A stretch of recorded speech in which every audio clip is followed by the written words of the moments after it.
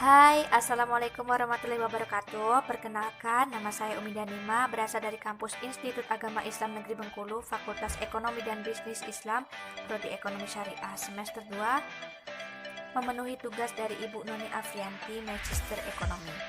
Kali ini saya akan menjelaskan materi tentang teori harga pasar dalam ekonomi Islam. Nah, apa sih yang dimaksud dengan harga dalam perspektif Islam? Yaitu harga merupakan suatu kesepakatan mengenai transaksi jual beli barang atau jasa di mana kesepakatan tersebut harus diridhoi dan direlakan oleh kedua belah pihak dalam akad, baik lebih sedikit, lebih besar, atau sama dengan nilai barang jasa yang ditawarkan oleh pihak penjual kepada pihak pembeli.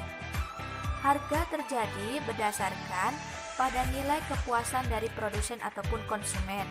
Konsumen Islam tidak dianjurkan untuk melakukan suatu kepuasan yang setinggi-tingginya ya, karena harus menjalani hidup sesuai dengan ajaran Islam yang seharusnya menjaga agar tingkat konsumsinya tidak berlebihan.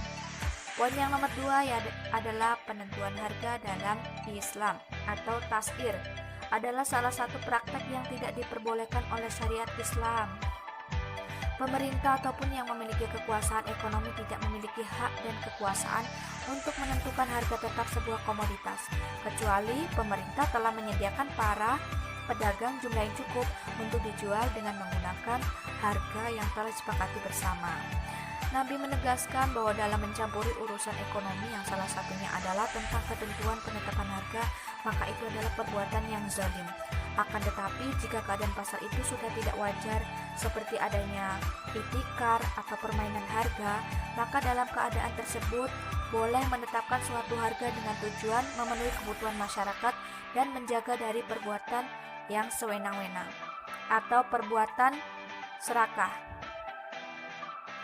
Pendapat Ibnu Taimiyah membedakan dua tipe penempatan harga, tidak adil dan tidak sah, serta adil dan sah. Penetapan harga yang tidak adil dan tidak sah itu berlaku atas naiknya suatu harga akibat persaingan pasar yang bebas, yang mengakibatkan terjadinya kekurangan suplai atau terjadinya kenaikan permintaan. Misalnya, Ibnu Taimiyah menyatakan memaksa penduduk atau pedagang menjual barang-barang dagangannya tanpa ada dasar kewajiban untuk menjual itu merupakan tindakan yang tidak adil, dan ketidakadilan itu dilarang dalam Islam. Tetapi jika penetapan harga itu penuh dengan keadilan, misalnya melarang mereka menambah dari harga misli, yaitu harga yang berlaku pada saat itu di pasar, dan memaksa untuk membayar harga misli, maka hal ini dianggap halal dan bahkan hukumnya wajib, karena jika ada seseorang penjual yang tidak mau menjual barangnya padahal barang itu sangat dibutuhkan masyarakat, selain itu masyarakat harus menambah harga, maka disinilah kehalalan untuk memaksa pedagang agar menjual barangnya dengan harga misli. Masalah kenaikan harga ini timbul karena adanya ketidaksesuaian antara permintaan dan suplai. Ketidaksesuaian ini terutama karena adanya persaingan yang tidak sempurna di pasar. Persaingan menjadi tidak sempurna apabila penjual ini dibatasi atau apabila ada perbedaan dari suatu hasil produksi. Nah, contoh nyata dari ketidaksempurnaan pasar ini adalah karena adanya monopoli dalam perdagangan, baik berupa makanan ataupun barang-barang lainnya. Di abad pertengahan umat Islam sangat menentang praktik menimbun barang dan monopoli, bahkan menganggap pelaku monopoli itu adalah sebagai perbuatan dosa.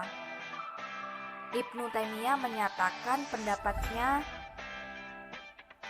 bahwa seorang penjual atau pedagang tidak diperbolehkan menetapkan harga di atas harga biasanya, harga yang tidak umum di dalam masyarakat, dari individu yang tidak sadar atau mustarsil, dan harus menjualnya pada tingkat harga yang umum atau al-qimah al-mu'tadah. Pendapat Ibnu Taimiyah ini merujuk pada sabda Rasulullah Shallallahu Alaihi Wasallam, menetapkan harga terlalu tinggi terhadap orang yang tidak sadar atau tidak tahu itu adalah perbuatan riba. Poin yang nomor 3 adalah dasar hukum harga dalam ekonomi Islam.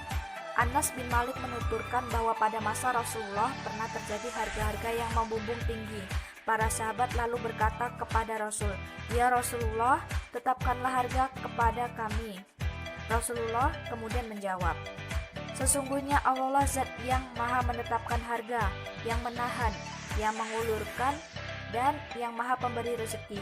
Sungguh aku berharap dapat menjumpai Allah tanpa ada seorang pun yang menuntutku atas kezaliman yang aku lakukan dalam masalah darah dan tidak juga dalam masalah harta."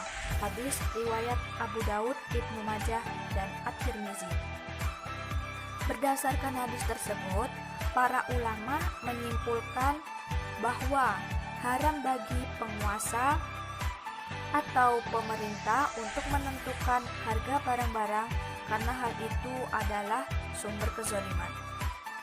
Poin yang nomor 4 adalah pandangan ulama tentang harga. Nah, bagaimana menurut ilmu Ibnu Taimiyah ini? Harga yang adil pada hakikatnya telah ada keadilan sejak awal kehadiran Islam. Al-Quran sendiri sangat menekankan keadilan dalam setiap aspek kehidupan umat Islam. Oleh karena itu adalah hal yang wajar jika keahlian diwujudkan dalam aktivitas pasar, khususnya harga. Dengan hal ini Rasulullah menggolongkan riba sebagai penjualan yang terlalu mahal yang melebihi kepercayaan konsumen. Poin yang nomor 5 yaitu perintah menjual dengan harga pasar. Dalam konsep ekonomi Islam, cara pengendalian harga ditentukan oleh penyebabnya. Bila penyebabnya adalah perubahan pada permintaan dan penawaran, maka mekanisme pengendalian dilakukan melalui kegiatan intervensi pasar. Nah, sedangkan bila penyebabnya itu adalah distorsi permintaan dan penawaran, maka mekanisme pengendalian dilakukan dengan menghilangkan distorsi termasuk penentuan harga untuk mengendalikan harga dalam keadaan sebelum distorsi tadi. Luar biasa, di dalam ekonomi Islam semua bisa berbisnis, siapa saja ya, tetapi mereka tidak diperbolehkan untuk melakukan kegiatan ihtikar atau mengambil keuntungan di atas keuntungan normal dengan menjual lebih sedikit barang untuk mendapatkan harga yang lebih tinggi.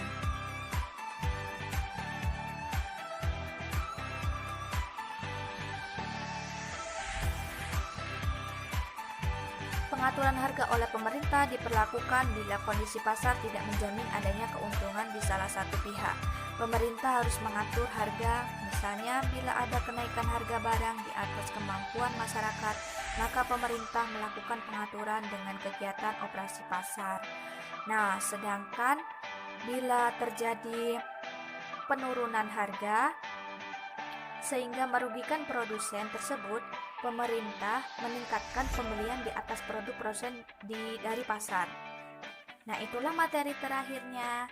Sekarang saya menyimpulkan dari materi tadi, yaitu dalam konsep Islam yang paling prinsip adalah harga ditentukan oleh keseimbangan permintaan dan penawaran. Keseimbangan ini terjadi bila antara penjual dan pembeli bersikap saling merelakan. Akan tetapi apabila para pedagang sudah menaikkan harga di atas batas kewajaran, mereka itu telah berbuat zalim dan sangat membahayakan umat manusia. Maka seorang penguasa atau pemerintah harus ikut campur tangan dalam menangani persoalan tersebut dengan cara seperti menetapkan harga standar. Nah, tadi penjelasannya semoga bisa bermanfaat bagi kita semua. Dan saya ucapkan terima kasih yang sudah menonton video ini hingga selesai. Baiklah, saya akhiri. Wassalamualaikum warahmatullahi wabarakatuh.